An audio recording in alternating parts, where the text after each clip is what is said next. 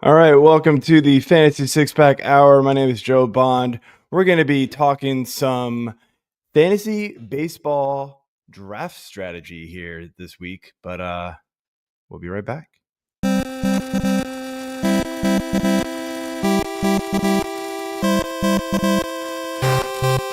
Fantasy Six Pack Hour with your hosts, Joe Bond and AJ Applegarth.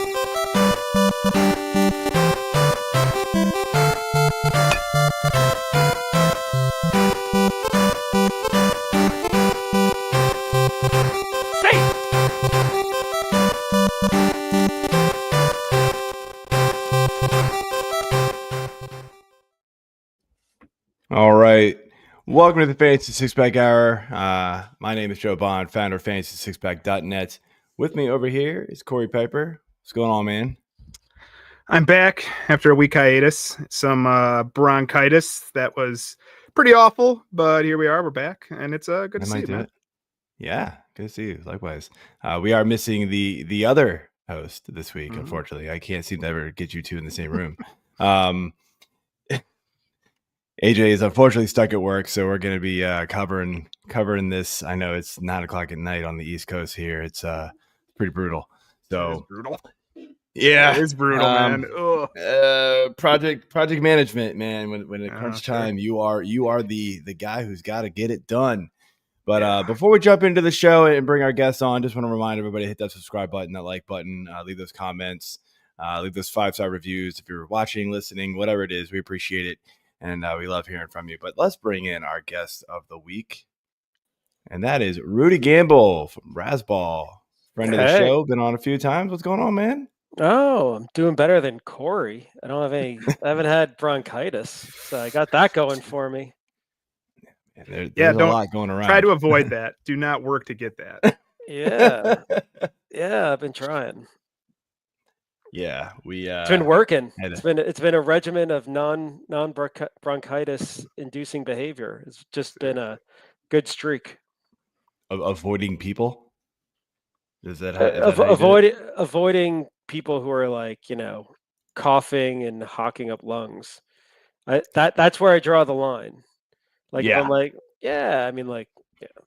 So I have my own bias. Everyone has their own biases. Everyone's still don't have a clue where I got it. No, see, I can't avoid it. I'll throw a quarter at kids at them. That come home I'm not trying to discriminate. Just I'll just throw money at them just to get them out. Get proper distance. Yeah, I unfortunately can't avoid stuff like that. I got lucky this last bout that went through the house and did not catch whatever went through. Yeah, knock on wood. I don't have it. I'm not going to catch it late, but kids, they bring it home from school, so kind of nothing I can do about it. A lot of times, unfortunately, I'm like, can you and your germy little friends not touch each other when you're coughing? No, okay. Pretty much just done. So, all right, man. Well, let's jump into some baseball talk here and start with some news. We've had a lot of pitchers and catchers are starting to come into play here. They're starting to show up at camps, so we're getting a lot of news there. We got some last minute signings here. I'm gonna rip through some, and then you just kind of give your opinion on whatever seems interesting to you the most. Kenley Jansen to the Angels. Kershaw signing with the Dodgers. We'll start the season on the 60-day DL. Nick Pivetta to the Padres. Alex Bregman to the Red Sox. And then we learned that Spencer Horwitz, wrist surgery, 6 to 8 weeks out. And Alex Cobb has right hip inflammation. What strikes your fancy with all of this, man? I kind of have to go. I go through these kind of every day as updating the RazzBall projections. The Bregman one. Is an interesting one. Either get the plans to put him at second base, where I think it does it basically keeps Bregman's value where it was. He's a heavy pull hitter. He's very dependent on pull homers. So if you're going to leave Houston, leave the crawfish box, you're going to go into Fenway. Seems like a good plan. Yeah. The implications of it only matter kind of more in deeper leagues, but Boston has a lot of prospects, and until Trevor Story breaks again, there's nowhere to put him. You've got, I mean, the infield's now really solid with Casas and Devers, Story and Bregman, and you've got Duran in the outfield in terms of like mainstays.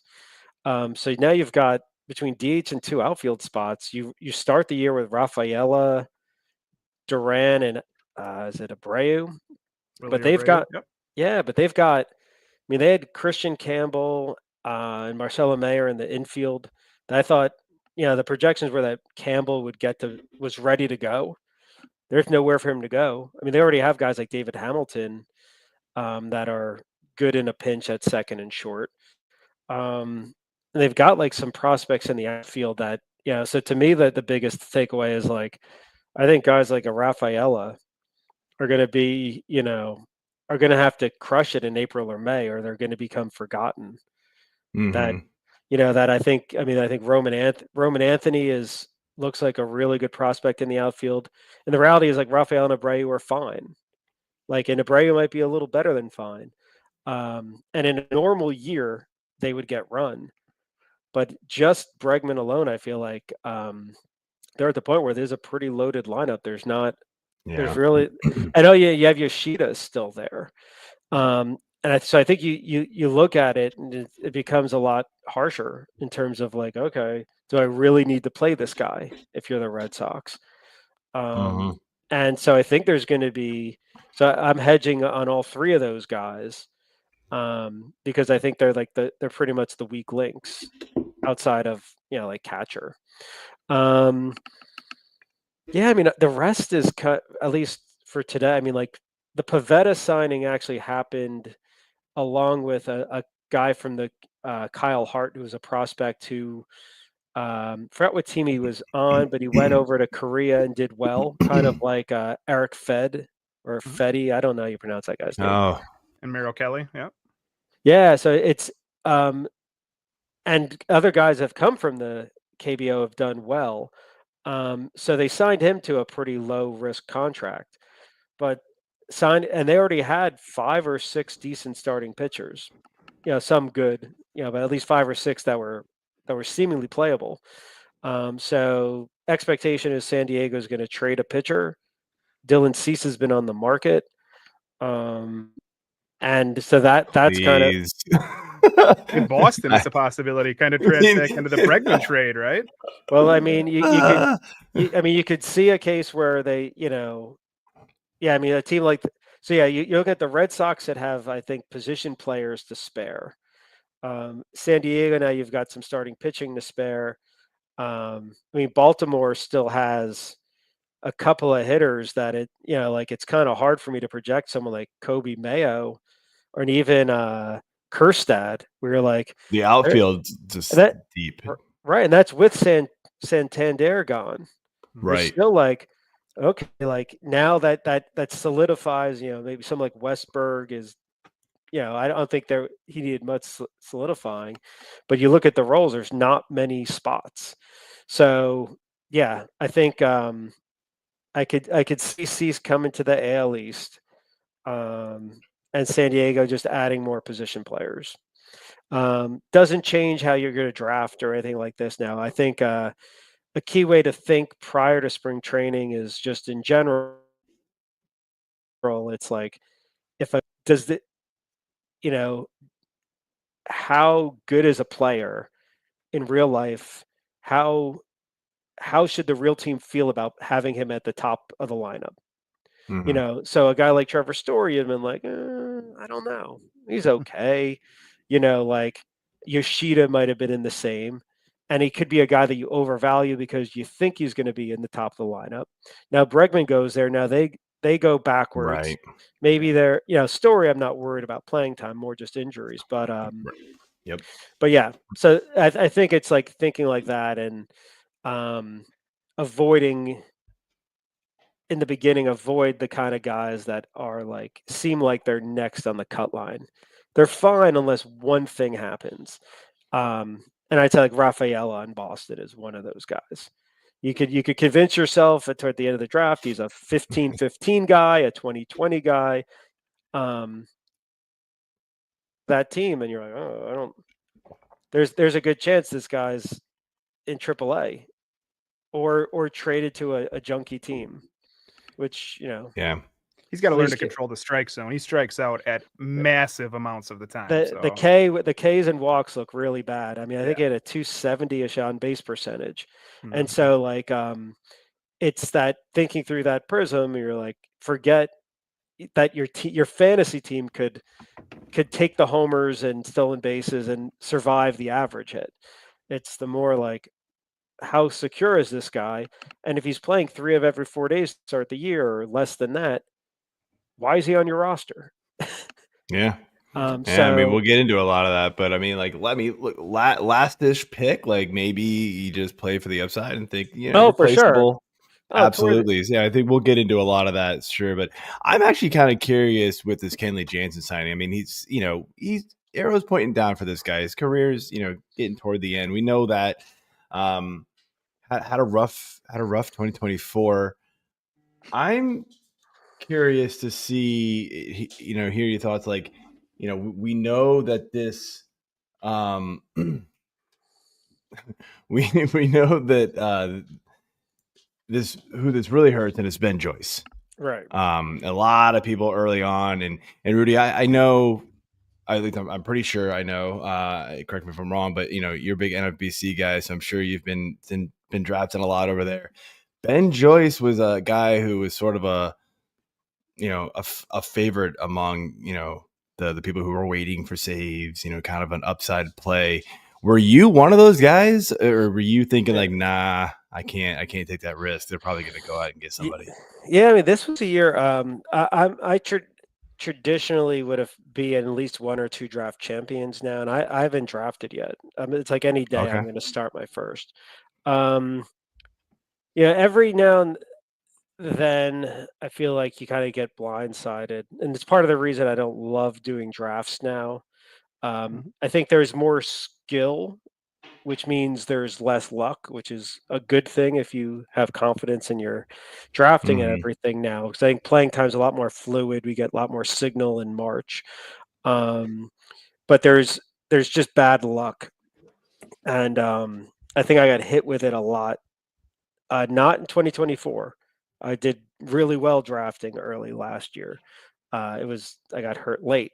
It was, but the previous 2 years, just things like that. The year Tatis was definite top 2 pick. Yeah. Oh my gosh, that got me too, man. You can't. I mean, and that pretty much. I mean, that was a league. I think I finished middle of the pack because of Tatis, and I had Aaron Judge, and I still didn't finish near the top. Because you just can't give up 1 point. Can't make up that. Get nothing. So I don't love that. So, but in general, I would say like Joyce,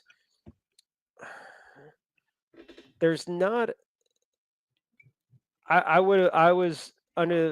didn't think he'd be like 35 save guy. There's obviously, I didn't fear that the Angels were going to baby him because, man, it just seems like he's not going to be one for longevity. You mean throwing 105 isn't good for your arm? No. I mean, no way. Yeah, it's and I don't think I mean, if we haven't looked, like, I mean, no matter what, I mean, like there's a number of closers. I mean, if you go back 10 years and look at some of the closers, for every like Kenley Jansen, there's like 10 Ken Giles, or the wife beater guy who was on Toronto that Houston got. Durant, I forgot his name. Roberto something. Azuna. Man, and it's like, cool. yeah, I couldn't even remember the guy's name. I just as Roberto, and I got it from there, man. Yeah, I mean, so there's just so many of these guys that it's hard to be like a top tier closer and keep it up. So I would have thought they would have, like, why wait? Like, there's no way to protect Ben Joyce. It's not like he's safe in the 7th or 8th inning the way he pitches. So the Kenley Jansen thing, I mean, it definitely would knock my projection down from like 20 saves to 10 saves. I wouldn't have felt comfortable with him as my RP1. and he'd been too rich for my RP2. So he would have been Agreed. off the, and like there's just that range where yeah, I don't like it. I think you really, we might talk about it later, but yeah, for closers, it's like I want to feel real good on the first closer. And then I'm trying, particularly in 15 team, 12 team, yeah, I think you need to find a second closer, but like it's a lower priority. Once I've got locked in one, I've got a little more confidence that I'll pick up closers. I'll find one. I'll draft a volume later. Right.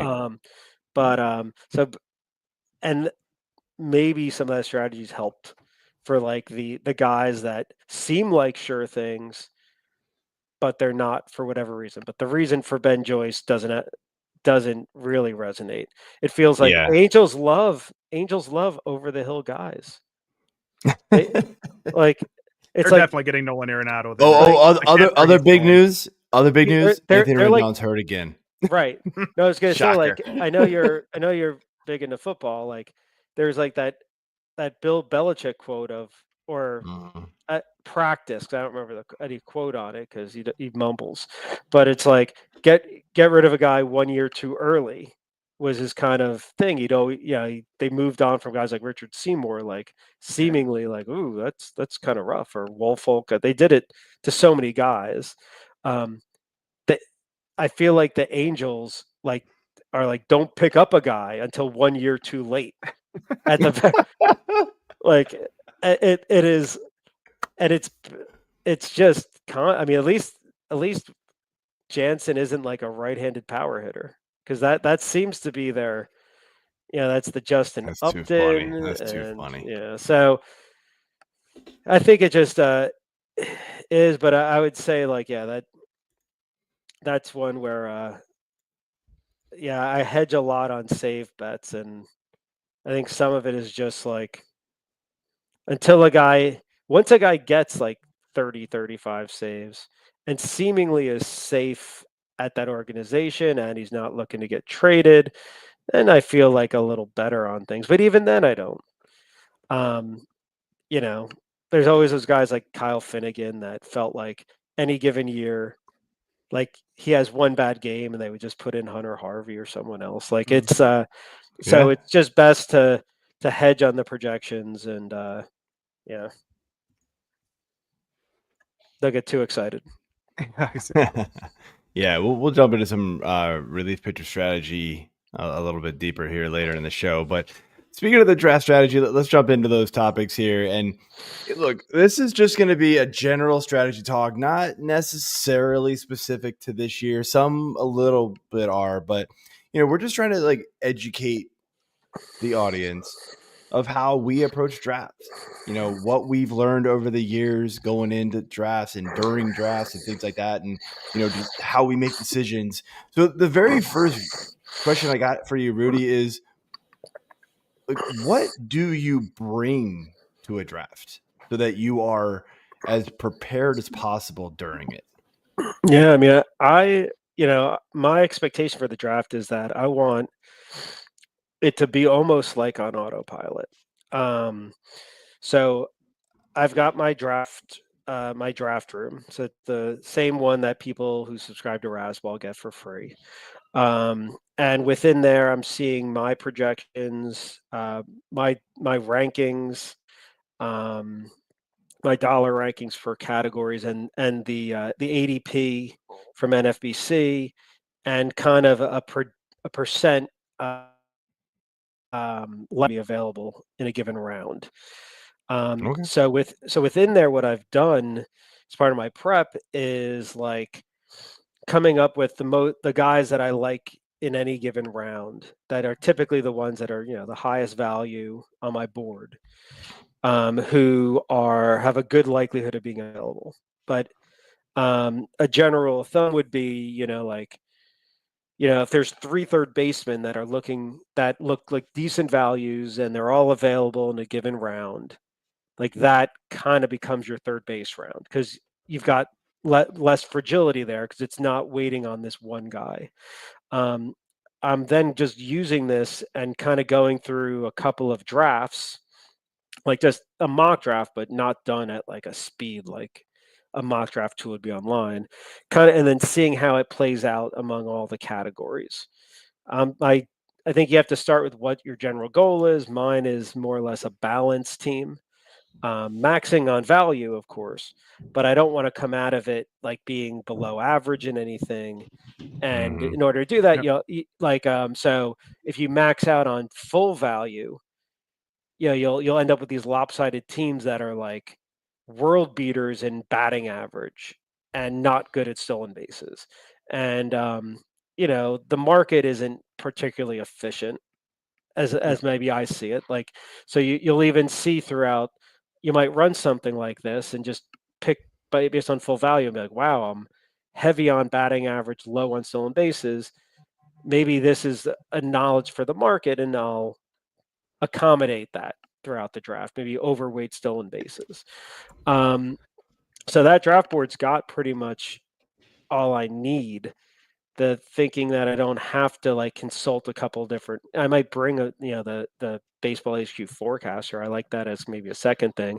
I might have like the rankings produced if I used if I hedged my projections with another source.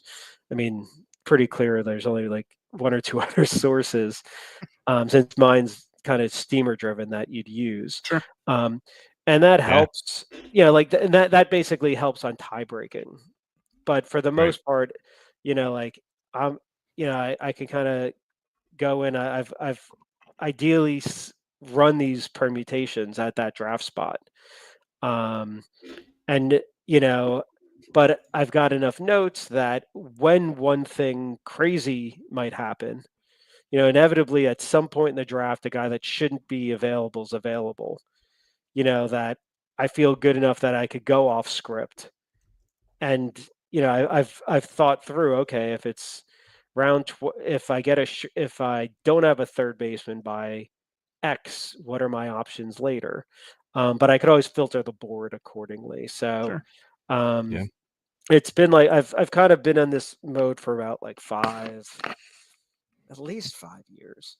I feel like it's worked well. I've kind of converted a number of others. It's just you have to be comfortable with a spreadsheet.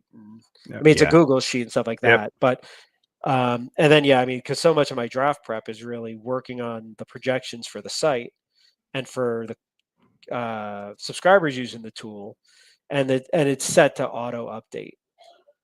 So I've built it into my general QA, looking for guys that somehow look way too good or bad versus ADP.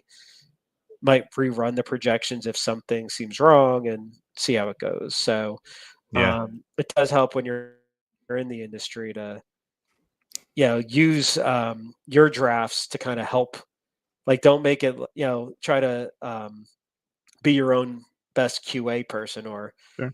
Absolutely. Because no one likes to hear I can't believe you got this guy ranked so high, and then you realize you screwed up. Something happened. Or when it happens, like, oh yes, I know, and I just wait a couple of rounds for him. But I'm drafting this guy. Right. I mean, sometimes that shows you, and sometimes that shows you, hey, and that's why you've got ADP built into yours. And I'll kind of say, like, I've built a tool similar-ish, I guess. It's probably, not identical. I've never actually seen yours.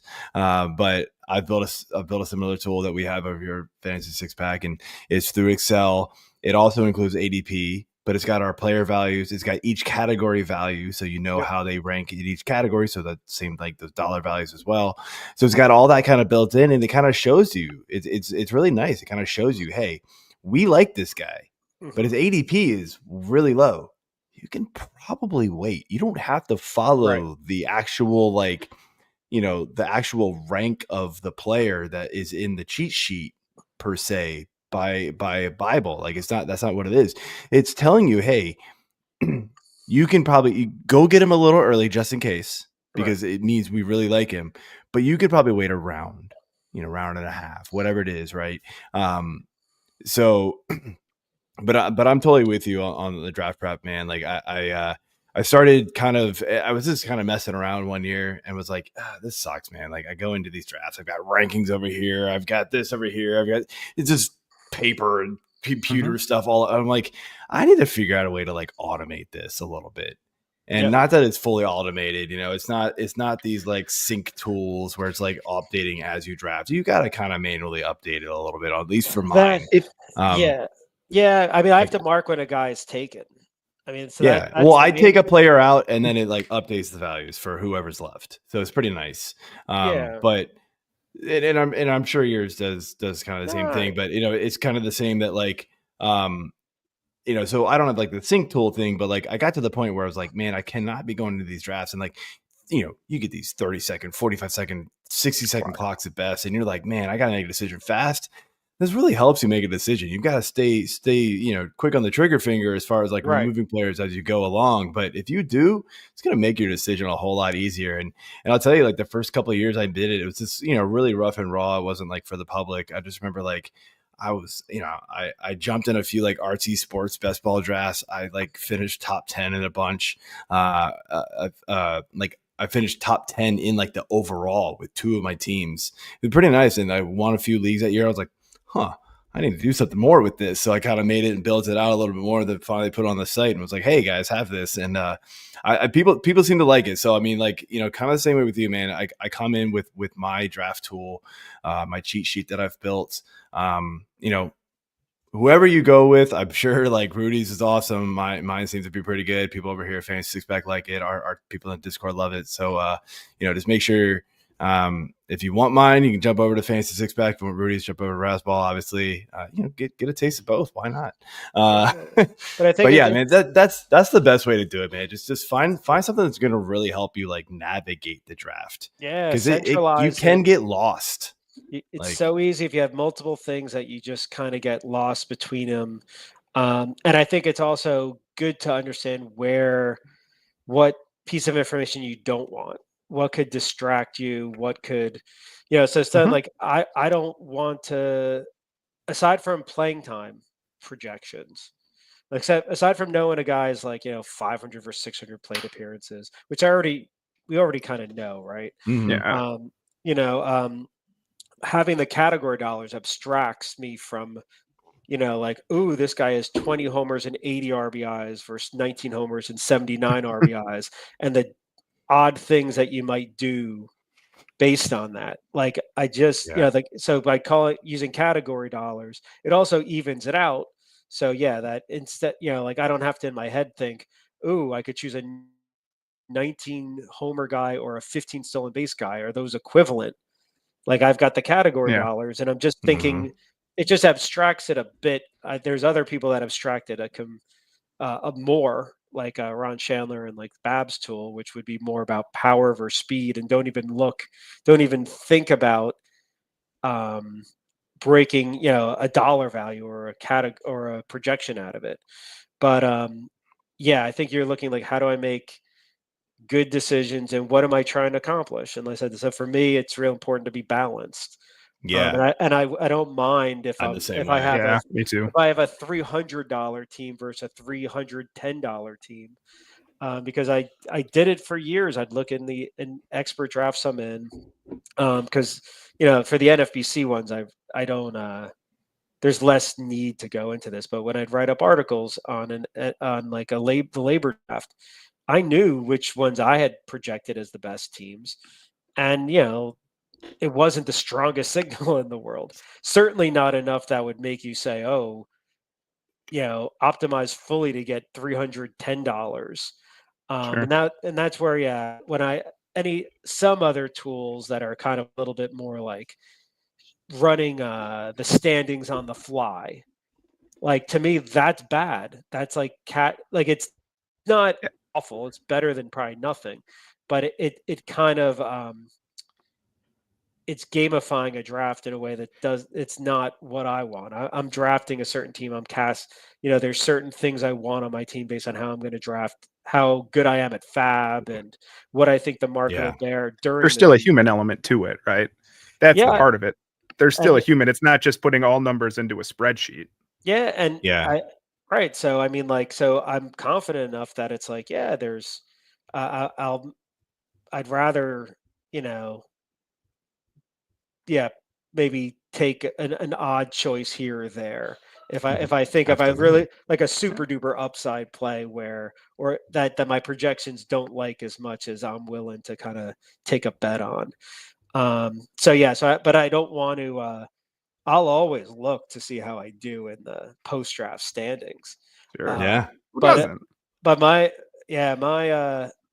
actuals look a lot better than my projecteds in something like that. And I've produced them, and I know how fluky it is based on like one or two players at the end of the draft that they have underbaked for plate appearances, or or someone bets on a lot of prospects that look bad. So yeah, I think you figure out what you want, and then Yep. it helps you make these type of decisions. Yeah, Perfect. and just real quick before we get to yours, like you're talking about like so your tool does dollar values. Mine just has like mine's not a dollar value. It's not like Right. but it's probably very similar. Like when you say dollar value, my head goes to like auction value, but that's No, not. that's Is what it that what you mean uses. Right. So like by category yeah. though?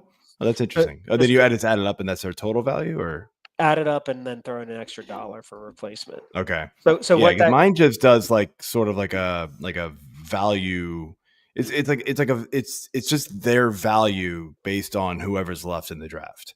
So it right, will update. Like so when Shohei Otani goes, everybody else's home run value right, changes when right. he So gets drafted. So that's kind of how we do it. So you can kind of see like, hey, this guy is projected as the next best overall player, but he's a steals guy. I'm already kind of loaded on steals. Let me filter by home runs or RBI or yeah, average or something that I need. Go get the next best guy. I may not need, the next steals right. guy Well, what's anymore. good So is that that's what's nice about these tools. right. Well, I mean, what's good on that is that you're looking at it's putting everything on the same scale. Mm-hmm. And your challenge with it is it's not additive. So where stats are good, but like I said, I think they're flawed because it might lead to like round number biases and all these things. So the category dollars are comparable. So an $8 homer player is worth the same as an $8 stolen base player. But then I could add up all the guys I drafted, and that's helping me figure out if I'm balanced or not without really even keeping track of it. Um, so that's like the one added like bonus on it. All But I right. think that's nice. But yeah, I do think having letting your brain rest and not have to constantly convert, and maybe not get and it probably does help. It helps me at least, but I think I think everyone kind of fixates on homers and stolen bases, and so this kind of makes you look at the other three categories. You Yes. can, I've never heard anyone like convince themselves on like a 10-10-300 or like a poor power average guy as much as they'll be like, "Oh my god, this guy's 2020 and maybe he'll hit better than Yeah. maybe he'll hit." I think this will Of be the course. year Of he course. breaks the average. 2020 guys, man, they're No one loves gold. Luis Ariz. Who wants to Corey, draft so Luis Ariz? real quick, man, before we move on to the next question, what do you bring to drafts? Like, how do you prep, man? Well, I use our fantasy six pack tool as well that you make, but I also go through first and tier out all the positions. So I know, Mm-hmm. like we was talking about when you have 3 third basemen left, and then it just narrows the pool down so much because you're talking about you got 1 minute here. I don't have time to sit and figure out where the pool's at, and then I delete it away as players go, so I know which positions still have more strength left than others. That's the Yeah. strategy there. And then you just got to keep track of where you're at in each of the categories, like he's talking about. Find your projection system, whichever one it is you're using, and you're good to go. But don't just draft. I've seen people draft straight off projections or a tool like that. And I find that those teams are never like, I don't think I've ever won or seen a team win just doing that because there is still a human element to it. You got to balance some upside, some risk, some injuries in there. All of that can Mm-hmm. change the projections, and it doesn't take a whole lot to do that. So Yeah, and we'll get into a lot of that here, that kind of that human element. So the tools are awesome, but before we get into that though, I guess Corey, you got the next question, and then Yeah, you mentioned playing like NFBC, where they offer the KDS system of choosing your draft slot position. Those are typically 15 teams, but 15, 12. Is there a position you prefer to draft, and why is that this year? I mean, this year I don't have a strong point of view. I think I typically like to distribute it across all the teams. It helps me diversify the player pool real easy. And I don't think and no matter how much it might look like it in the projections, just history tells us that it's like you never know what position is going to be better. You don't want to put all your eggs in one basket, kind of thing. Sure. I would say in general, I prefer probably somewhere like in a 15 round, probably somewhere between 4 and 9.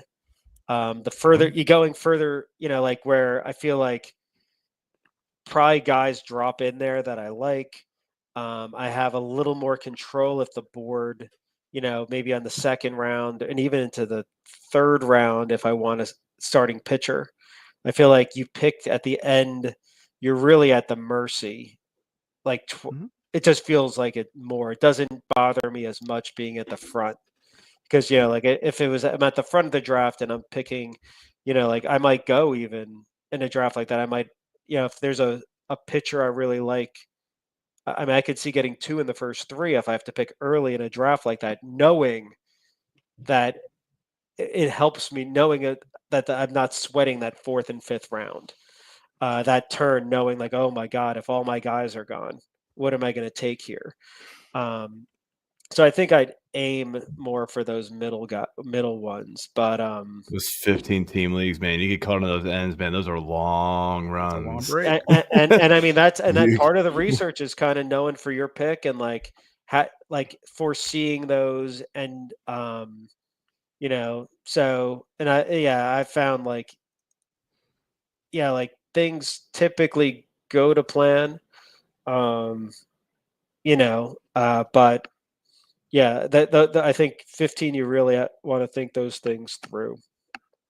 Yeah, it's about having a plan in advance. I actually kind of like the end this year, but that's because I really like Yordan Alvarez, and he's typically available around like 11 to 13, 14. So I like to start there and get that safe batting average floor and then work around it. But yeah, if you're on that backside, closer starts and you're not getting like you got to reach, right? That's what happens if you're on the ends, especially in a 15-team league.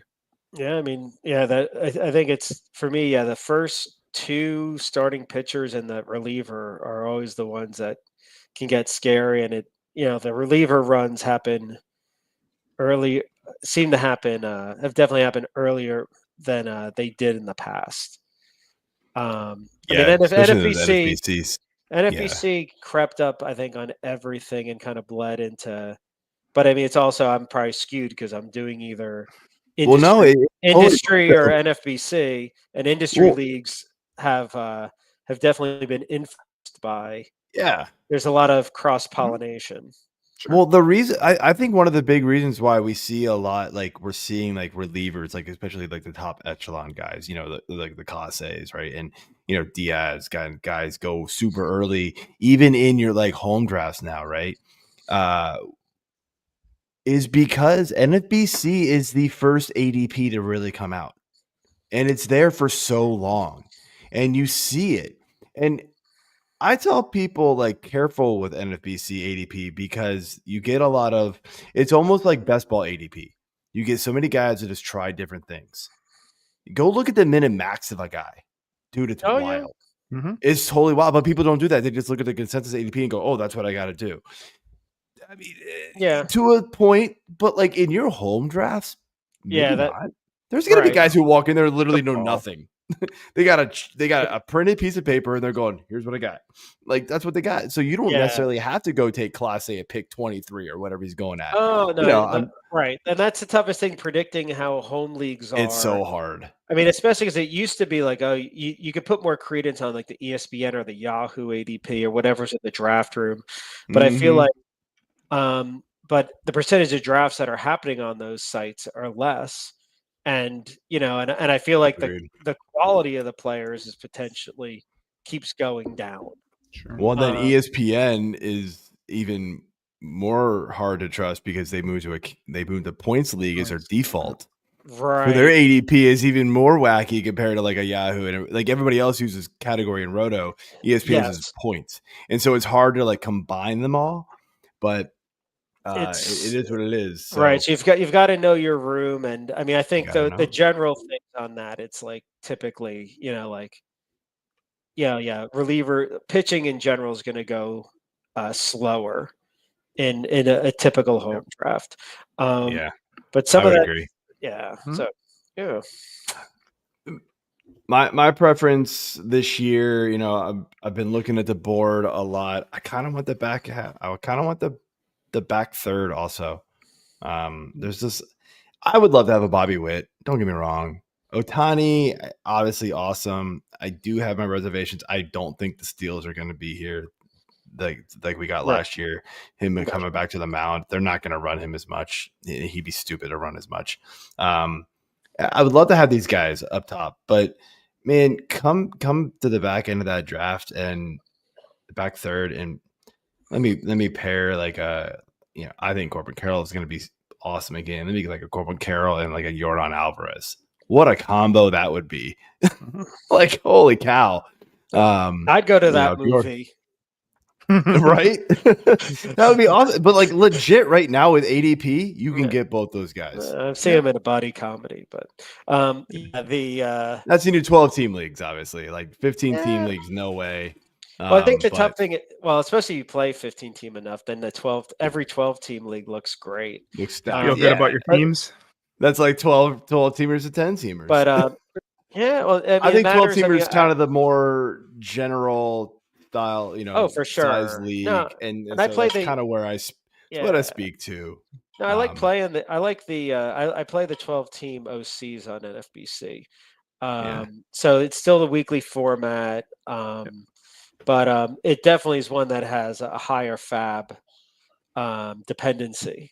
There's more churn and burn. Oh, absolutely. And so once so I mean, I use our tools, and my process works the same for 12 and 15. You just have to be more willing to just churn it, like play guys one week and drop them the next, and in 12-team and not over bid.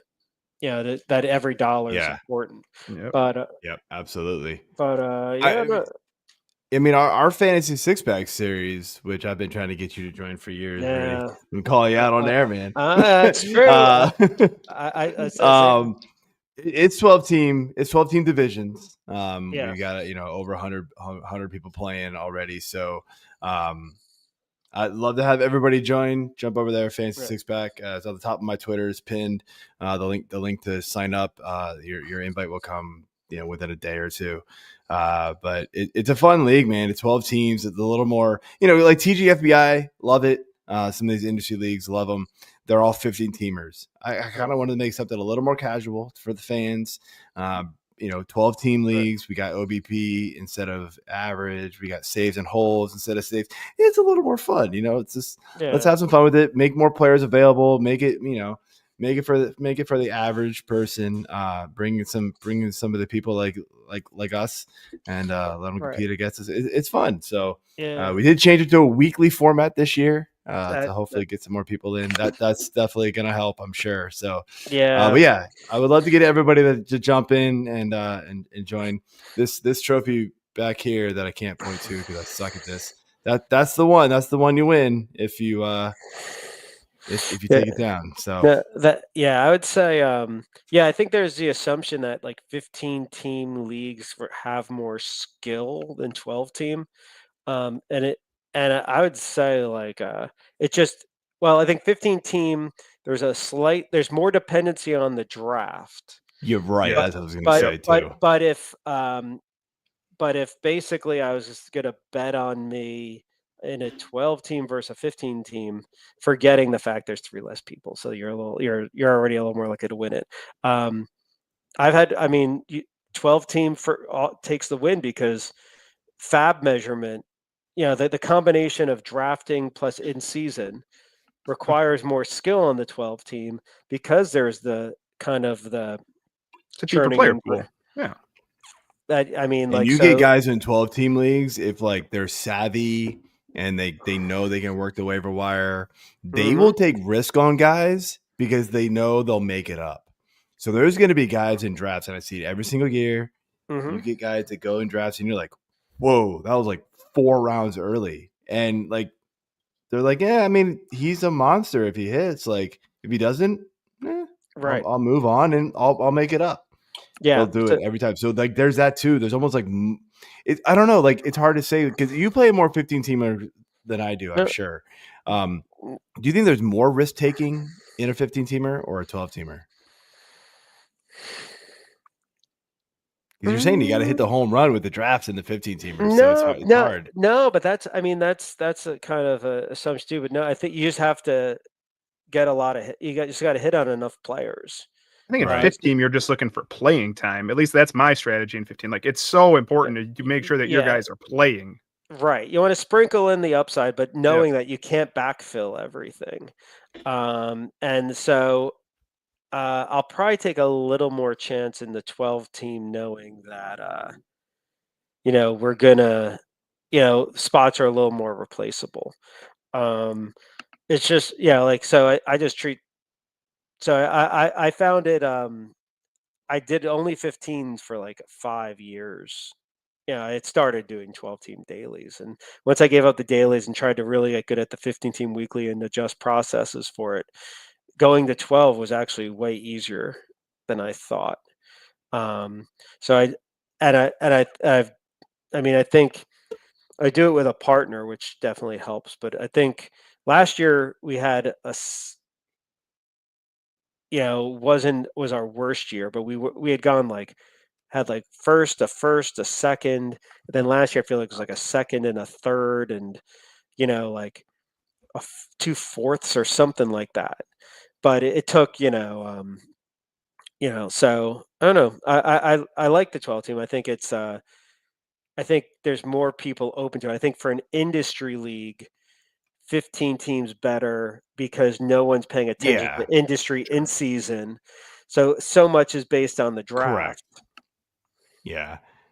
I mean, and again, that's why like this isn't necessarily like the Fantasy Six-Pack series isn't necessarily an industry league. It's meant for a mix. It's meant for the fans to come in and have fun. Yeah. And so it's fun. And so that's why I made a 12-team divisions. It's pretty fun. Yeah. Uncle Ted blowing up the chat. I love it here. He always does it. Sub 1.2 whip, minimum 9K per 9 for starters. Good luck. I mean, that's a nice thought. I don't know, man. But all right. So we talked about safe players versus high upside players. We've already gotten into this a little bit. So like, where like, not I didn't have a question really written down for this. It in my head. It was more like, when are you like thinking, okay, hey, I'm going to go for this like high upside guy, or am I going to play it safe still? Right. Like, when are you willing to like flip that switch to like start taking a little more risk on players? Right. I feel like the traditional answer is always like, get a safe foundation, and then right, like, and then but when you think of it, like, I've never really. And there you go. Yeah. So but you're right. Like, but that's when you think like, oh, it is. Yeah. Even the concept of a switch, like at some point your take on risk and then you stop, or vice versa. And for me, it's just, you want to sprinkle it in throughout the draft. So, and it's mixing in. So if I say like the things I want to balance, it's like I want to balance on my category, balance hitting versus pitching. I want to balance on the categories themselves, not, to a degree, right? I don't need, but ideally having at least a floor on everything. And then with that, I'm mixing in like the safe versus upside. But it's all in the eyes of all. But like, for an example, my main event team last year, which I picked from the second slot and had Spencer Strider. So you could imagine this team did super well. But I mean, so it mattered. Like, I know the first 4 picks were pretty. I don't think there was anything that was I had CJ Abrams in the third, but I think that was around ADP. But you could say that safe versus ups. I guess that would be a little more upside versus a Corey Seager. But that was about the stolen bases. And in the fifth round, I picked probably not the best fit, but I picked Wyatt Langford. And that, and that did not start well. And then in the second half, I had Jackson Chourio in a bunch of teams last year.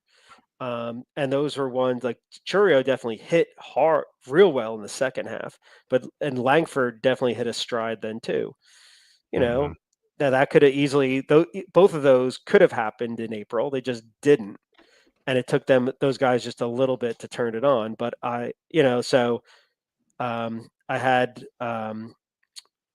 guy on the pitcher on Chicago the Cubs who did really well last year. Shido. Shoto Imanaga. Shody, Shody. Yeah, and that was a guy that I had in a number of drafts.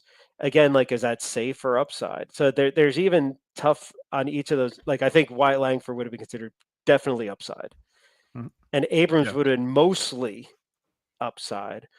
And then the converse of it, like, as the draft goes on, if the guy with the right value, I need in a certain position or a category, I might take upside, but I don't mind taking kind of safe fillers in the middle either, like to kind of even compensate a little bit for taking more chance in the beginning. I'd say if there's anything that I want to take super upside in later is saves. Right. That we know for the most part. I mean, there's always one or two starting pitching guys that you're like, ooh, maybe if this guy figures it out, or if this guy stays healthy, if the injury reports are less important. But the one thing we totally know is that someone drafted in the setback half of drafts. There's a bunch of relievers that are going to hit. So, I'll draft some that I'm trying to read tea leaves. Some of them I'm just taking wild swings at guys that look really good. I'd say my batting average is like meh. It's less about, it's just more like, but I'm taking a bunch of swings because those starting pitchers are going to be fairly useless. The bats I don't need bats on my bench. There's going to be enough that I could always substitute for. So I'll overdraft relievers, and then it's, assuming the market's giving me guys where I want it. And, so I know, like, McGill on the Brewers was definitely a target of mine in a bunch of drafts. But there was a few guys that are, a good amount of guys that don't pan out, but it's a double bonus of, one, if they hit, you're gold. Two, if they don't hit, immediately, and you can cut them in the first fab period where there's no sunk cost to it, right? You're not like, oh, well, let me see if this guy becomes a closer on May 1. Yeah. But you draft a prospect, you draft, a bat that you like who's playing 4 days a week, and maybe you wait for a matchup.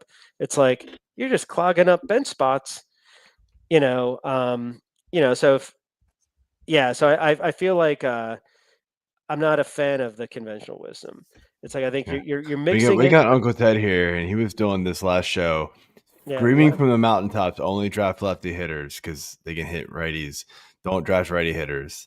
I don't know what your thoughts are about that. That's a strategy. I don't know. In this political environment, I feel like you take, no,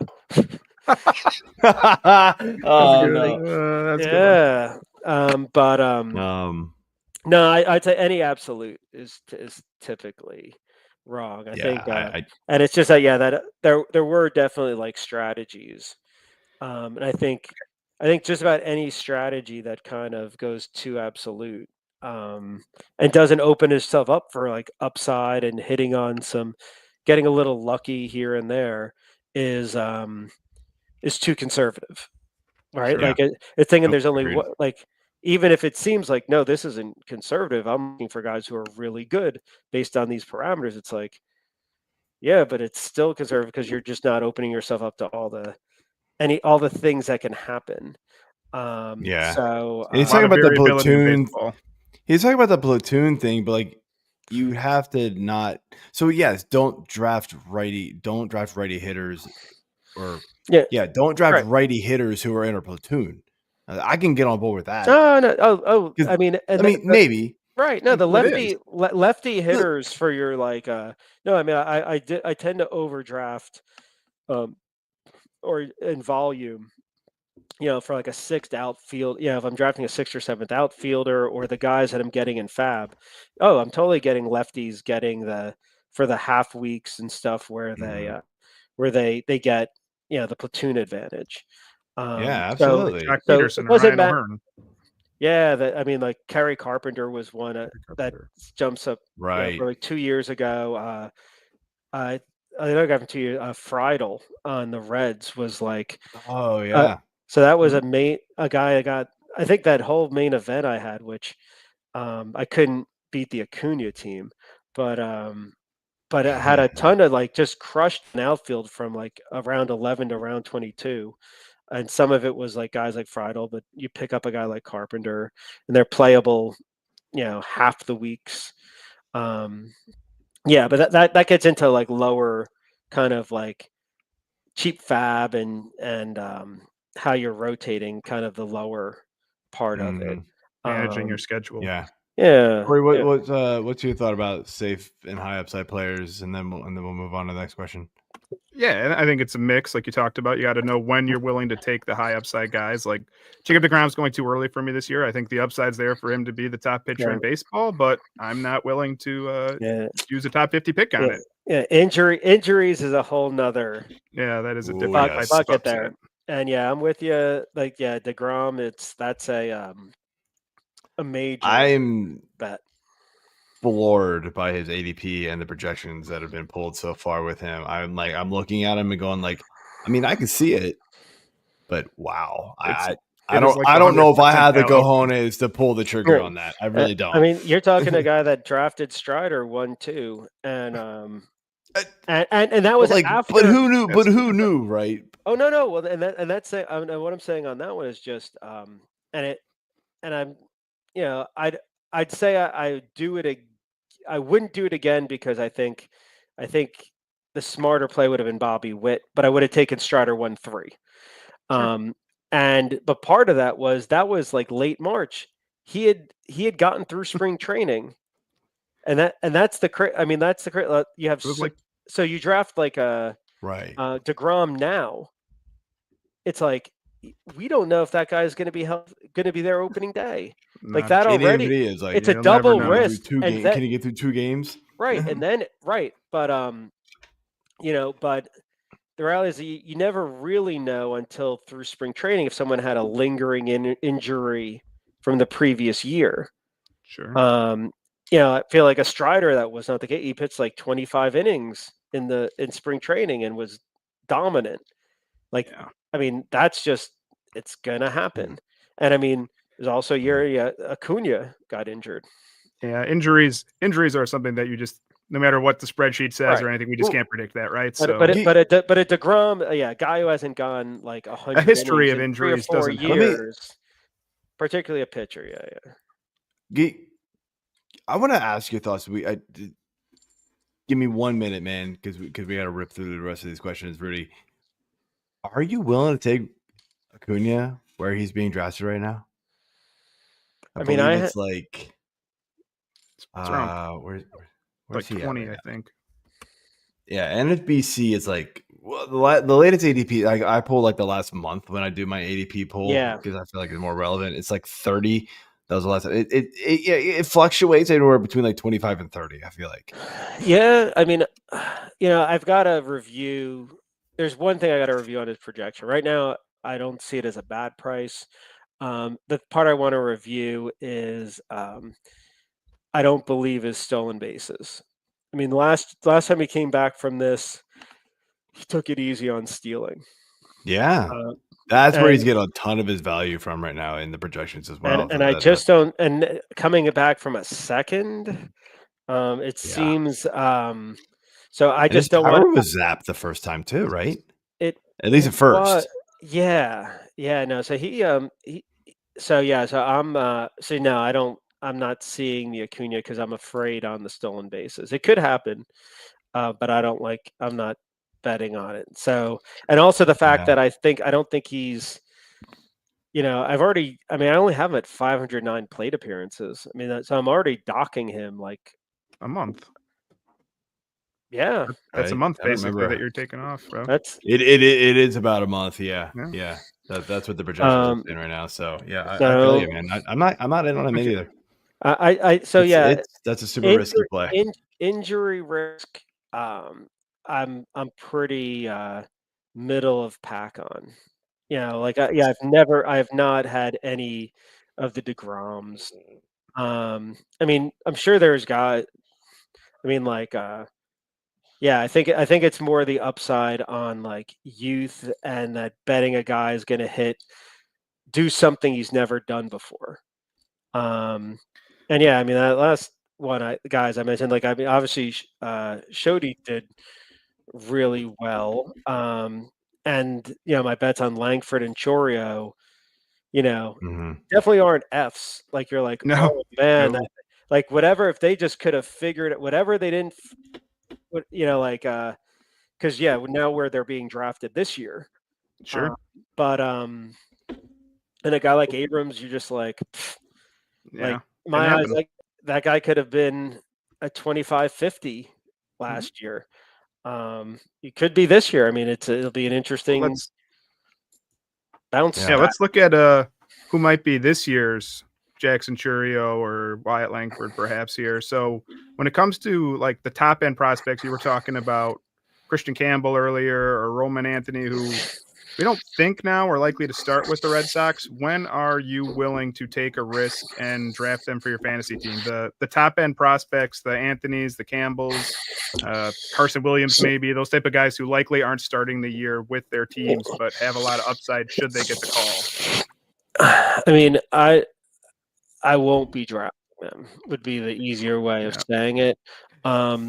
To me, that's where people undervalued a guy like Churio last year, and even Langford to an extent.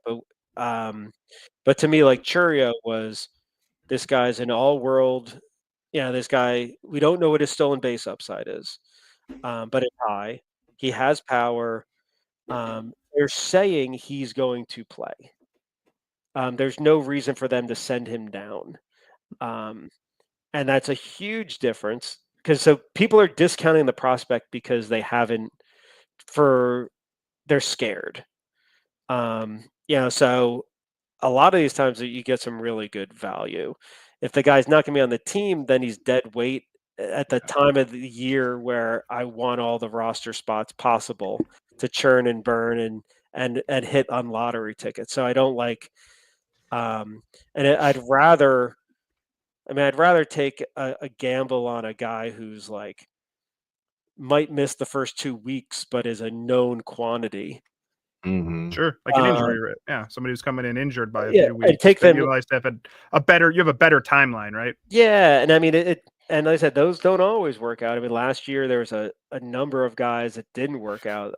Alex Cobb I had on a few teams. I had a lot of Tommy Edman last year, and I thought it was going to be like a month, and it was the last month of the season before he got healthy. Yeah, and you had to. I mean, like I think like Walker Buehler did come back on, was pretty much on schedule. He just was a shadow of himself. But for every guy that happens to, I've had other guys like just perform it, fantastically. So it just happens. But I don't think in 12 or 15 team you can really afford it, and it'll cost you every now and then. Maybe if I had to put an exception is like if a guy just looked like he could be like all world speed. But again, I'd have to go in thinking he has a better than 50% chance of making the team opening day. Yeah, Uncle Ted, it sounds like he's a big NFBC player. I'm reading some of his thoughts here, and he mentioned something here. You can't add them if they aren't drafted. He's right. That's true. In NFBC, if they aren't drafted, you can't add them until they debut. So if they debut on a Sunday, they're not eligible until the next Sunday. No, and you're right? paying Is you're that paying right? top. So No, you're you paying pay a top dollar. premium for him, They're and then definitely he was they're triple yelling that digit too. guys, but they're good. But the guys you're talking about are generally going to get drafted. Yeah, So true. I haven't. I don't think the guys that you'd be thinking that are like this that you can get in the last couple of rounds typically don't pan out. I'm trying to. Mhm. Yeah, I didn't it's draft. just hard. I didn't draft. Oh, I drafted one last year, but like I drafted like Ricky Tiedemann. And I think he got he Got got hurt early again. Got hurt early, yeah. But that was like round 29, and it was really slim pickings. I'm just trying to think. I think the year before I took Gavin Stone, and that one kind of sucked. I don't know what I mean. That guy Yeah, looked like he could have been really great. And he didn't pitch until like May 1 for the Dodgers, and he sucked. And so that was like 4 to 6 weeks. And it's that opportunity cost of like you just, or I guess it's more the sunk cost. So Yeah, the you just sunk don't get a cost, roster spot. It's the eating sunk a roster cost, spot. sunk cost fallacy leads to the opportunity cost. So I knew I could use both yeah. businessy words in there. So it's kind of best not to, and like where I said, like it just draft so many potential closers. They're just so it's easier. Yeah, especially if you're in a saves only league. Absolutely, I feel like your last couple just kind of figure let the first couple of weeks figure itself out. Because those guys will, the cream rises to the top usually. Yeah, I'm with you, man, on the prospects. Like I don't reach for these guys because there's typically somebody like I might be interested in them. There's typically somebody else in my league who's way more interested in them. And I'm just like, okay, have fun. Like, yeah, could they work out? Yes. Right. It's kind of like rookies in football. Like, will I do it? Yeah. But like more often than not, like, and now that might be changing, man. We've seen a lot of rookies really start certain skill sets, certain positions, or starting to figure it out. So baseball, like, still the hit rate on these prospects that we're waiting on to come up, and we don't even know when they're coming up. That's the other thing. You're gambling on the team actually pulling them up. Yeah, and the rules have changed for the better there. I mean, but Yes, there's historically it's being able to separate out when a guys are exceptions. And I mean, like the two that always stuck out for me that I definitely drafted a lot of at the time were Acuna and Chris Bryant.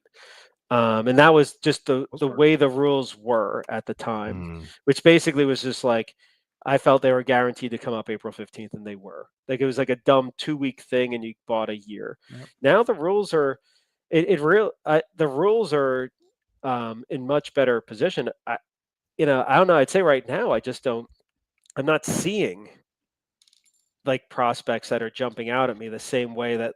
But I think Langford definitely grew on me in as Feb went on.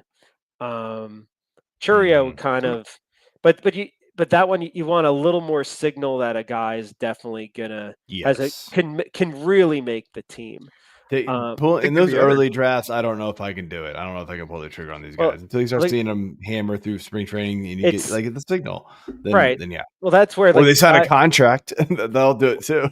Right. Well, that's where 12th guys. Like I'll find like in that first DC, I might get a guy in the 12th round. I mean, I would say Langford I got I think in the 11th round, and he moves up to like the 5th round by end of March.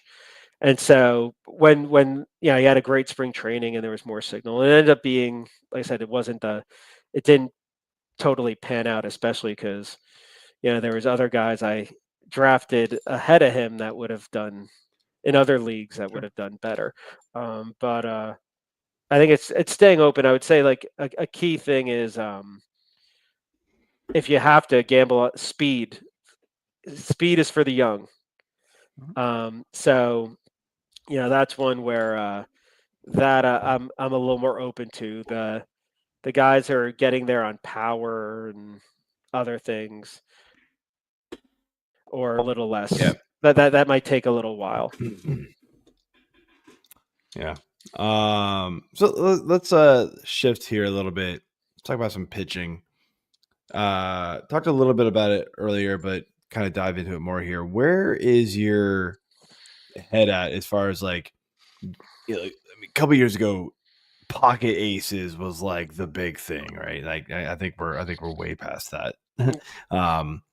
But like, are you still I'm gonna hammer, some starting pitching, maybe even a couple, relievers, maybe not a couple, but like, one closer, like in the first 5 rounds, 4 rounds, or are we're gonna wait to get, to kind of fill out my, front end of the rotation and a heavy closer for like the first 10 rounds?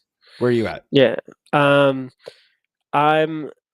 almost guaranteed in the first 10 rounds to go with 3 or 4 starting pitchers and 1 reliever. That's and probably 2 starters in the first. It used to be 5 rounds, but now it's kind of more first 4 rounds. It depends on the draft. But I like getting that foundation early. So yeah, I'd probably say that if I didn't get the 4th starter in round 10, it's probably like round 11 or round. Now, do you go after like the Skeens or the Scoobles this year? Like, or like even the first couple guys that go every year? Are you okay taking them? Yeah, I mean, it depends. But last year it was Strider and Cole, and I had them in drafts. That didn't work out so well, but the year prior it did really well. And the reality is that you're not buying yourself much more security in the second or third round. I've just found that my teams do generally well in offense. So everything starts from I want to build my pitching foundation. I'm willing to give a little maybe versus the market on second reliever. I'll go cheap, like I won't spend as much on that. And even the third RP. And then I'm willing to take a little more, maybe draft a little more. I like drafting bats more in rounds 11 to 20. The main event, by the time of the main event, I didn't draft a starting pitcher between like round 8 and round 15. That I just wasn't liking the options there. So that's another where I kind of cheated a little bit, or basically took some of the got a little bit more hitter, a little more money put more toward hitter, that I'd maybe distribute a little bit. Was a little rich in going 4 starting pitchers in the first 8 rounds, I think, in that draft with a reliever. So that's, I don't, I think that's just my general preference. There's drafts where maybe I'll go, maybe I'll lighten up a little bit. Maybe my first pitcher's in the 3rd round or the 4th round. But I do think in general that works better than being really rigid and trying to go cheaper. Pretty much that same 4 and 12 rounds, but constantly trying to push as late as possible on drafting the pitchers. I do think it's a little more dead zoney on pitching as you get later in the first 10 rounds, where there's just less guys. That might have been one of my draft sheet where I was like, if Imanaga wasn't there, I wasn't going to draft a starting pitcher there. But if he's there, I want, and that there might have only been like 1 or 2 guys I really liked that for the 4th pick. But yeah, I kind of go heavy there and all right, and into the similar mixes. Corey, what about you, man? Yeah, I after 10 rounds, I typically like to have 3 starters and a reliever. That's kind of my general approach, is 3 starters and a reliever. I don't typically get the very top end, the Scooble, the Skeens. I will get Wheeler if he sits there sometimes in like the middle of the second. I'm fine with Wheeler there. He's the one that tends to seemingly fall, but more often or not, I'm targeting like the Cole Reagans in the 4th round, the George Kirby's if he's there in the 4th round, those types for my starting pitcher 1. And then I want one of the top end relief pitchers early. I'm one of the top 5. So Mason Miller, Edwin Diaz, Josh Hader, Manuel Clase, or Devin Williams. I want one of those if I can possibly get them in the mid rounds there, and start building my pitching staff from there. And then I'm okay in the middle rounds going pitcher and trying to fill in that way. But different ways to get to the same result there. Yeah, I'm sort of on the same boat with you guys. I want a good, healthy like base of starters within the first, and I am more of the like I'll probably dive deeper into like the 12th round, make sure I've got 3-4 guys. I do go super heavy hitter. Like I want to lock down those hitter spots. I feel like there's more pitchers that sort of come out of nowhere every year that you can find off Fab and waivers than you do hitters. Yes, there are a lot of hitters that do so, but like there's pitchers that literally, I mean, yes, was Sale drafted last year? Sure, but like dude, I know for a fact there were probably leagues where he wasn't. Like, and yes, he's a known commodity, but like, who knew he was going to do that last year? Now that's a little, Michael King, another guy. Like these guys, like they come out and they're awesome, right? And then, but I'm also with you, Corey, where too, like I don't go after like the top dudes because I want those first couple rounds. I want to try to lock in as many like 5 category contributors as possible. And if you go after these pitchers who I know are top notch, they're still at best 4 category guys: wins, ERA, WHIP, and strikeouts at best. So I want those guys who are going to get 5, because as you go later in hitting, I feel like what you end up happening is you go after a guy who's really good at maybe 1, 2, 3 categories, but they might destroy you in average. To where ERA, I mean, later on, I'm just not going to go after the guy who has like a 4.5 ERA. He might end up having that, but typically he hasn't. Like, I'm going to go with history and say he's not going to have that guy. But later in the drafts, you're going to find a ton of dudes who cannot hit above 230 ever. Like, it's just kind of their thing. Or they hit 280, but they give you like 4 home runs and 10 stolen bases. And then who cares? Like, they're just not valuable. Yeah.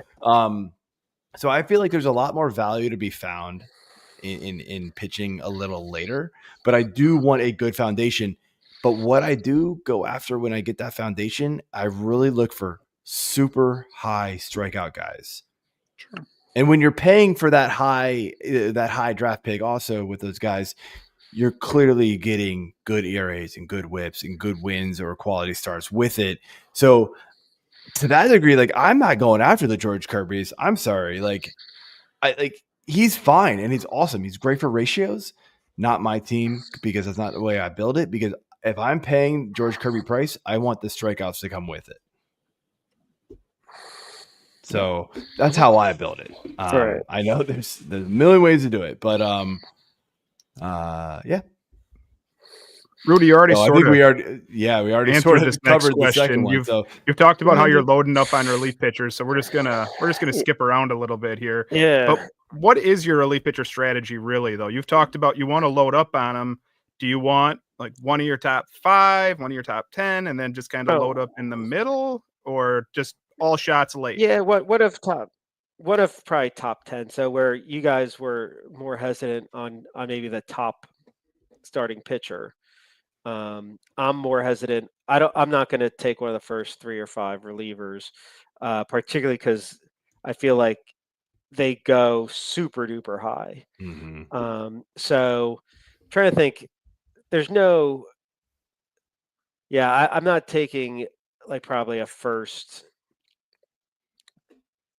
55 pick on like a 4 or 5 turn you start getting. Is when basically you're like, if I don't take a reliever now, I'm like, and that's so like waiting till my late 6th is going to be tough. But so just on that note, you're talking like top 55 picks. I'm looking at NFBC because that's kind of where I know your head's at. yeah, Clathe's 37, Devin Williams is 45, Hader's 52, Mason Miller's 55, and I'm gonna go. Edwin Diaz is 53. I'm gonna go one more. yeah. Ryan Halsey's 59, so he's right there. Halsey So you're kind of out on all of them. Halsey would probably be the most likely out of that. Okay. And then I feel like I'm not getting that much different in stats, but it's just a roster construction thing that I don't. Mhm. Yeah, I want a bat or a starting pitcher in the kind of those first 4 picks. And I mean, I've seen 2 people take double on closers there. I get it that it's great when you hit on your closers and you don't have to spend on them in Fab. You're going to be spending in Fab anyway. And, I take so much shots on Fab. I'm probably not going to spend $150 on like an emerging closer anyway. So, and if I have 2 closers, well, I might bid $30 on a prospective third closer. Like I'm just always bidding, like ABF. Just churning the bottom of that roster out to see which one you're going to hit on, and that's how you hit on you mentioned Trevor McGill like last year, right? No, I mean, and I would say like some of the thinking is just where I'd say that for the mediocre hitter, there's less competition than for any starting pitcher.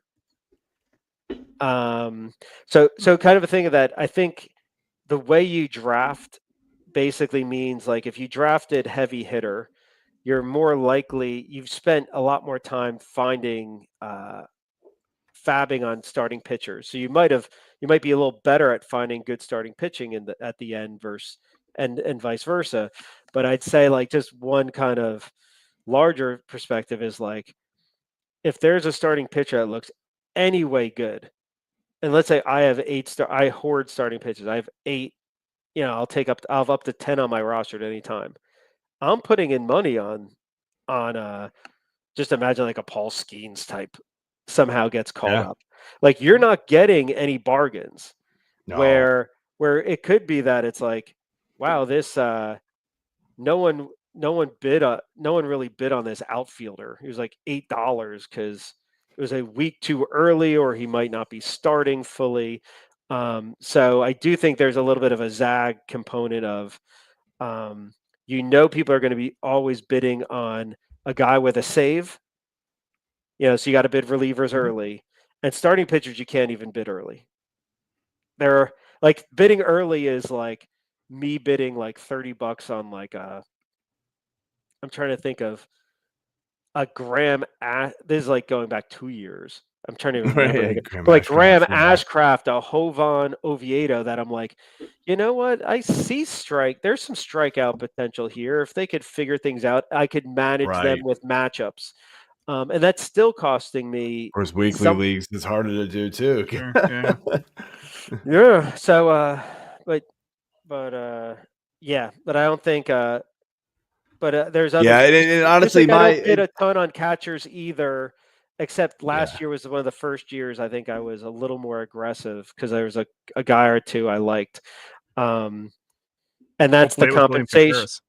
I had a lot of William Contreras, and I liked Adley a lot too. But mainly because that feeling that there's very few that I thought would get a ton of DH time. Sure. And I will say my perspective comes different than yours, Rudy, and it's because I do play in a lot more 12 team.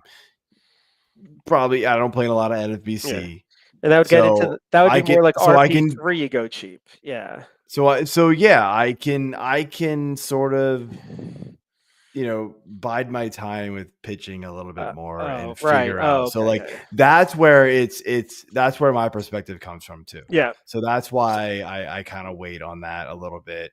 And, from the relief pitching strategy, I want one solidified guy, but I'm with you on that too. I don't take the super expensive guys. I'll take that like next tier down as my one. Yeah. And then I'm gonna wait and just figure it out. But yeah, I'll be the contrarian. I like the top tier guys here, so I do try to get one of the top 6, the Devin Williams, Diaz, Hader, Miller, Clase, and Helsley, and then I try to get a mid tier, and that's typically like Tanner Scott or Ryan Walker if I can get him, and then I'll just take one very late, like a prospective one, Raldis Chapman, Ryan Kirkring, AJ Puck, something like that.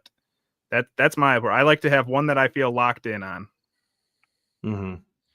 Yeah, me too. I just don't need to pay up. Sure. Right now you're talking sometimes 3, 4 rounds, top 3, 4 rounds for like Clase and Williams.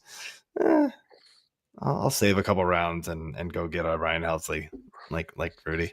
Yeah, it's. I mean, yeah, I don't know. We just don't, and that's why we have this show. But yeah. So I guess I got the last couple ones here. So we talked about tiebreakers when we were talking about the draft cheat sheets to kind of go full circle here a little bit. Mm-hmm. So got 15 seconds left on the clock. You're going these two guys. Like I don't know. Like 15 seconds. What's a tiebreaker, man? I'll probably look at a secondary ranking. Who has the best? Who looks better on ADP? Who do I not have on? Who would I have on less teams? If these are truly like similar values, similar player types in terms of balancing my roster. I get a lot of it gets into like it's a coin flip, so don't get like right. If you just find yourself being like, fuck it, I want another share of this guy, just get another share of that guy. There's no because that's thing you can't get a coin. You can't get a coin flip wrong probabilistically. It might turn out wrong, but at the time you're calling it, it's 50-50. So, but so I think it matters. It matters, but you can't. I don't know. I don't worry too much on that. Corey? Oh, if it comes down to a tiebreaker for me, I would say it's typically hitter over pitcher, right? I'm always going to probably take the hitter over the pitcher if it's close. And then like hitter to hitter, if there's honestly multi-eligibility, like that's a huge, easy one there. If you can add someone in who's got different positions, and then it comes down to like offensive context. So if they're both playing the same position, we'll say, Alex Bregman and Lawrence Butler or something like third base. Butler might be outfield, but just assume he's only third base, then it's like team context around him. So I think Bregman scores more runs. If it's pitcher versus pitcher, it's just K- walk rate. I just look at K- walk rate, and that's typically my tiebreaker if I have time to look it up. That's why I like George Kirby so much. See, you got it. Taking a stab at me, Gertie. I love it. Yeah, my tiebreaker is it's a million things, honestly, but like it's team context. So two players might be really close, like the overall. I need steals. Go get the steals, guys. Home. That's the easy one, right? Right. I like yours, Corey, with like the guy just playing for a better offense. I mean, like go get him. But that's already sometimes that works. But that's factored into my projections, though. That's already factored into the runs and RBIs. Sure. But let's just play the game where like they're kind of the same, and like that can be a tiebreaker. Like you can't go wrong, kind of thing. Yeah, right.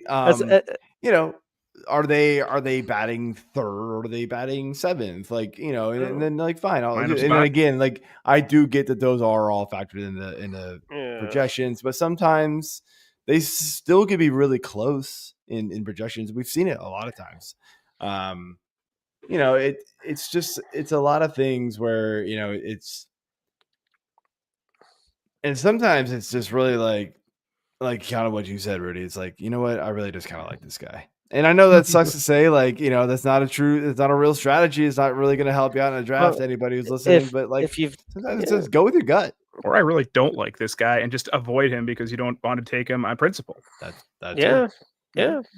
No, I think, but yeah, the key is if you've done your due diligence and the projections have thought through a lot of those things. So things like the team context should already be baked in, lineup position already baked in. Sure.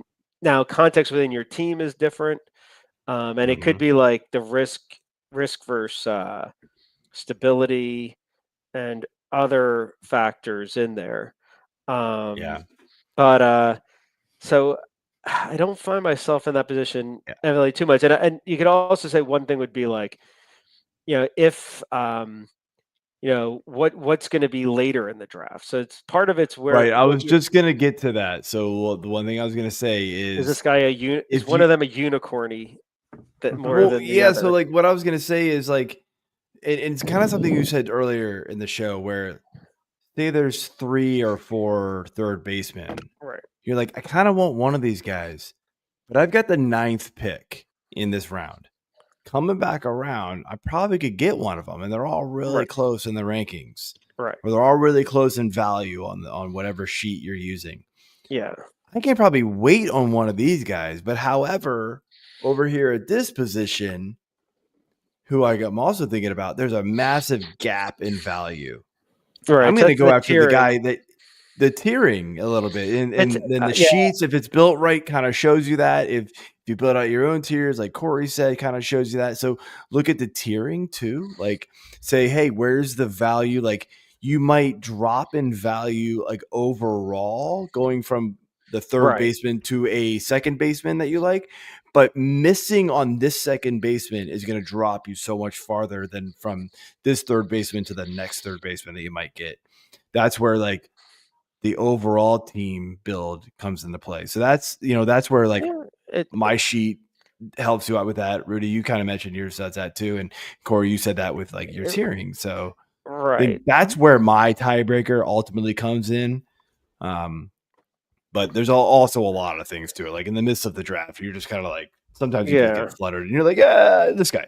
Right. So, and I think in some drafts, I probably would be in a case where it's like I'm ideally in a case where I've scripted where for third base, for if this is the round for third base and I had 3 or 4 I thought might be there, only 1 or 2 are going to make it back. If all of them make it back, then that's either a weird ADP anomaly but that would totally be a pivot thing. Like, oh, there's a bunch. I could look around. I know a lot of people have third base already taken. I could see that, some have corner taken. Right. Yeah. And then read the room. Right. Yeah. And then where everybody else is at. Well, and then the awareness of being like, oh, and I've got a few apocryphal tales where I didn't have the awareness, just like, that's weird. Something's weird. and then you look at it, it's like, I mean, sometimes I've hit on it. Like, I mean, there was definitely a year where Ohtani fell and I didn't even realize it. This was still Angel Ohtani, but it was still like how did I miss that? Because I was so focused on a couple of guys and they all got taken. Right. And but then others where like 2 years ago, like Corbin Carroll came in at like max pick or min pick. No, max in one of my drafts, and I jumped on it. Yeah. And I had no plan on taking him, and just just changed the plans. So having some awareness on the tiebreakers where it's like, oh, this guy I'm never going to get at this type of price. And that's where ADP is not an awful way to go. Like, this guy's 6 picks below ADP and I don't mind the value. And I may not need him, but hey, it's gonna be good for me in the long run. I'll figure out the rest later sometimes. I'll adjust. You mentioned Ohtani. Are you like he's utility only still? And so I think is Alvarez utility only too? Yeah. Like, no, he's got is he outfield now? It's Schwarber, Azuna, and Rooker are util only also. Are you okay taking these guys who only plug into utility only in your drafts, like at their price? Yeah, I mean, in concept, yeah. I think it's just looking Especially at more Ohtani going for a super. right. It matters, yeah, like the stats and everything. Mm-hmm. Yeah, and it's annoying last year that the bubble or the cloud of gambling kind of led to some, really was a pretty Yeah, he was paralyzing falling to thing. like the end of the first round at the Yeah, end there I when mean, and you could kind of look back on hindsight 2020. Like, I mean, like, like me spending that amount of money sometimes on these drafts. I don't blame anyone. I just don't Yeah. like. I just don't like that extra variable. We've got enough variables. Let someone gamble on injury guys or when a guy's gonna get called up, but whether a guy is legally allowed to play is kind of Yeah, artificial. that was an Um, interesting one. so it's probably from a tiebreaker standpoint, everything equal, you don't want utility. It's a more annoying thing in 12 team than 15 team because there's just more depth. The rally by Right. 15 team is like, what else are you putting at? Like because you had True. six amazing, like it was your sixth best outfielder. And then if you've got that util in there, it's like, you maybe you don't need the sixth outfielder. You certainly don't need the seventh. Like you've already, Mhm. you're planning accordingly. So I don't mind it. Trying to think, yeah. So I mean, Schwarber's a guy I just don't draft. He just Mistake. doesn't. Just I think it's Doesn't the move the needle for you. well, I think it's you're getting the low batting average, and you're like if you don't pad your batting average early, like you're gonna have to cash in. You're gonna have to get low batting average later. Is kind of a thing. It's Yeah. hard. It's so hard to find guys that could really make a dent. And you're gonna find the power. Yeah, and Um, that and Right. You can find power so, late. It's hard to find average late with it.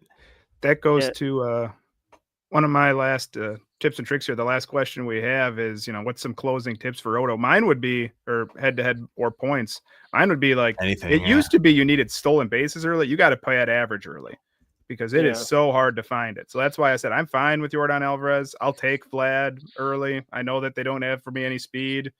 It doesn't matter to me. They're such a difference maker in the other four categories. I am perfectly fine taking those guys in the back end of the first round. Because after that, I mean, we talked about it. Who's excited to draft Luis Ariz, right? Who's excited to draft Luis Ariz later on because you have to make up batting average? And No one's excited. he's so I mean, I did end up. I mean, his value is so good that I've drafted him for sure, but impossible to plan around because he's a unicorn. Mhm. Like where last year was one where like third base, people always flip out on third base. And I think I punted like it was like 4 straight rounds. The guy I wanted went. And I just kept on, whether it was like a Jake Berger or there's a whole bunch of guys, and I ended up with like Heimer Candelario. They all were about the same. Like uh, Mhm. where it's like, but there's only one Luis Arias. And so it's a real tough one because basically you can't plan your early rounds that you're going to get Luis Ariz unless you overpay. But if you do get him then and you've just super padded average, then it's just like, then it's like you're a single guy in the 70s like, "Oh, I don't need position. I'm going to do and draft whatever I want." And there's an analogy I could have made to extend that other one. But yeah. So I'm with you. Batting average early in roto leagues. Yes. Um, Absolutely. Head to head What's and one big points tip? are tougher. Yeah. Um, What's one big tip you would leave with people, Rudy? We may not I have mean, I covered think already. I think that the larger one that we started with, and just the more is that you figure out that prepping for drafts is not a waste.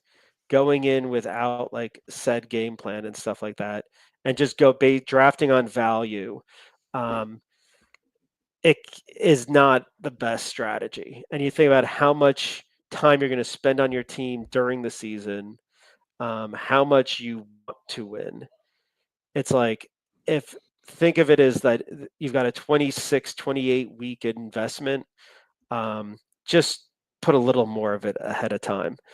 And it's amazing once you start kind of writing out notes round by round, how much it helps you. Like post draft, kind of how few and far between your panic moments are, or your major post draft regrets. So that I think, and yeah, try. And if it's 1 year you spend $100 and you subscribe to 3 things and you try all their tools and you use them for some low stakes drafts, and then you find the one that works for you. Yeah, that's a good one. Yeah, absolutely. And it's probably like there's a lot more. And like conversely, if you're someone who does not spend a lot of time in season, it would be the thing of like you spend all this time preparing and you spend 2 months doing all this stuff. And I think that's where, like, I think, so I found like, yeah, finding that right balance, and find the right tools. Obviously, I'm partial to the RazzBall ones, but building yourself a process is kind of your best way to win. And yeah, like I said, like the shallower the league, it's actually the harder you have to work. And the better in season specifically. And yeah, and I highly recommend getting out of daily leagues, and it has nothing to do with being any type of elitism. It's really more like quality of life, and and that I love you my daily leagues. I'm sorry. Commitment. I love the grind. I love the tinkering. I know that's just me, man. Like, yeah. Well, even if it was that's a whole other conversation. Daily start, sit, and weekly pickups. I don't care about but yeah, avoiding that kind of thing, and the weekly just lets you build a kind of cadence, and you get your Saturday, either if you're a loser married guy like me, like it could be your Saturday night, or the sometime on Sunday, which is always kind of more cold sweat inducing. But yeah, so that would be my thing. And if you got questions, hit one of us up on kind of how you set up that mise en place. Yeah, so I'm gonna go to points leagues, because you guys already talked about head to head and Roto a lot, and we didn't touch on points at all. These types of leagues, more than any other format, please read the rules. Points leagues are wild. People ask me questions about points. Oh, I've got this guy and this, but where do you have this guy ranked in points leagues? I don't. You know why? Because your points league is different from that one, and that one's different from that one, and this one's different from that one. They're all different. There is no standard for a points league. I cannot rank. That's why my cheat sheet's okay for a points league, because you can customize it for your points league. And I'm done. Wipe my hands clean. I'm out. I cannot answer unless you tell me specifically all your rules. It's going to take you 10 minutes to tell me all your rules. Yeah. Please just read the rules, understand them going in, and know where the value is. In the majority of points leagues I've ever played in or talked to people about, power wins. Yes. Power wins. And innings, pitchers that eat innings win. Mm-hmm. Like those are who you want to go after. Relievers you can almost throw out the window. Stolen base guys you can almost throw out the window, unless they get massive boosts for saves and steals, but that's typically not the case. So but you've got to read the rules and figure out if that is or is not the case. That would be the big thing. And the Roto and head to head also, like you've got to understand what your rules are. There might be limits to start pitching every week, or you've got to get this many guys in every week, or you can't go over so many starters or so many hitters. Like there are little nuances of your league that I'm sure get thrown in, but points leagues more often than not, you've got to read the rules, and you'd be surprised at how many people 2 weeks in go like, I didn't know that. Like, well, that's your fault. Sorry. And if you can't get good ADP for it, I mean, you've got to compare your get a projections, do the points, compare it to a good ADP. But you're right. If there was one thing in a points league, it's like ignore guys that can run because their ADP is inflated. Because if it has any roto in it, we overinflate the stolen base guys, we overinflate the save guys. So you're totally right that and I don't even like it in head to head. I mean, I really don't like head to head in anything. So I don't like it's why I've never been as big a fantasy football fan because I think there's just too much variance.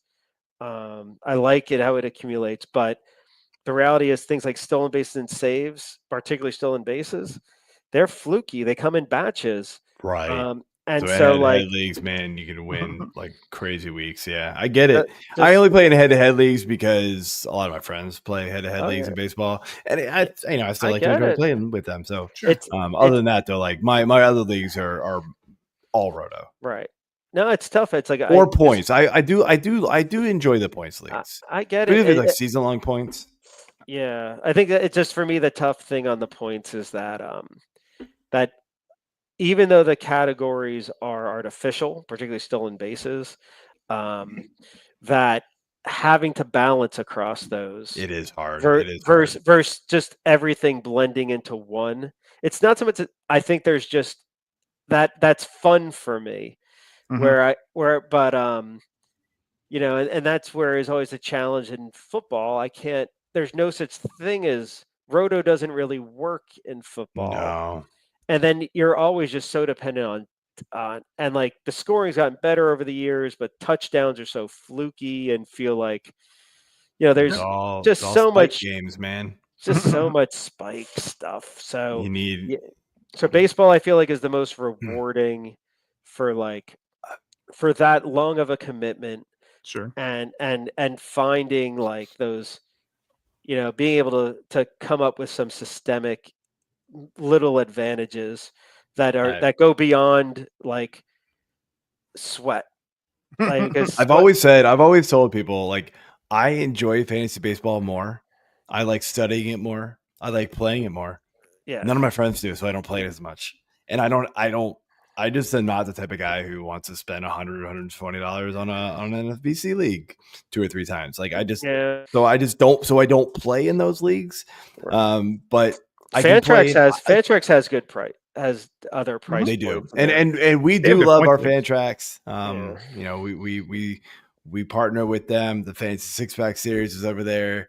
I urge everybody to go play over there. I love it for your casual leagues, for your home leagues. Please move off of all the other sites. Fantrax is where you got to go, especially Dynasty, man. They are awesome. They're all year round. They never die. They're not shut down for like 3 months because they're like upgrading. They're just always up. Like it's awesome. I love it over there. But yeah, man, I hear you on all of that. There's a lot of nuance, but it's it's a lot of preference. But I do enjoy the baseball more. I just can't get into a lot of other leagues, unfortunately. I wish I could. I wish my friends would play more.